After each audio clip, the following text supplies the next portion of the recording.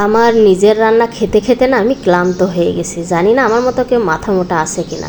আমি কয়দিন আমার হাতের রান্না খেলে আমার না একদমই ভাল লাগে না, মন চায় একটু অন্য কেউ রান্না করে দিত। তার সে উপায় তো নেই, যেহেতু আমি শহরে একাই থাকি।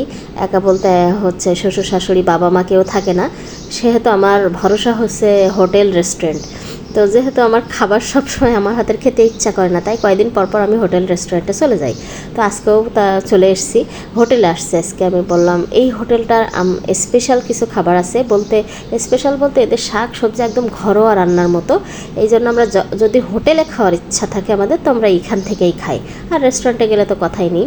তো কিছু কিছু খাবার দিয়ে গেছে। এখানে হচ্ছে লাউ রান্না করা, লাউ তো মনে হয়, তারপরে হচ্ছে বাঁধাকপি শুটকি ভুনা, তারপরে হচ্ছে সালাদ দিয়ে গেছে, পেঁয়াজ, কাঁচামরিচ, লেবু সব কিছু। তারপরে ডাউল দিয়ে গেছে, ডালটা একদম স্পেশাল, আমার হাজব্যান্ডের খুবই পছন্দের, আমারও খুব ভালো লাগে।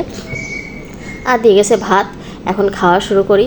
তো আমার থেকে আমার মেয়ে হচ্ছে আর এক ভিআইপি মানুষ, সে নর্মাল খাবার খেতে চায় না, তার এইসব খাবার পছন্দ না। সে সবসময় একটু মানে এক্সপেন্সিভ কিছু পছন্দ করে। যে কোনো জিনিস পছন্দ করাতে গেলে দেখা যায় দামি খাবারটা, দামি জিনিসটাও পছন্দ করে। এখন তার বলে হচ্ছে ওই শাকসবজি সে খাবে না, তারও খেয়ে ওগুলো হবে না। এখন তার জন্য আবার হচ্ছে মোরগ পোলাও নিয়ে আসছি। ভাবলাম এখানে খাওয়াইতে গেলে অনেকটা লেট হয়ে যাবে, বাসায় নিয়ে যাই, ও আস্তে ধীরে খাইতে থাকবে। তো মোরগ পোলাও আবার ওর জন্য আলাদা করে নিয়ে তো আমরা চলে এসেছি। তো এখানে তো এক পিস চিকেন থাকে, সাথে হচ্ছে সালাদ দিয়েছে, একটা ডিম আছে।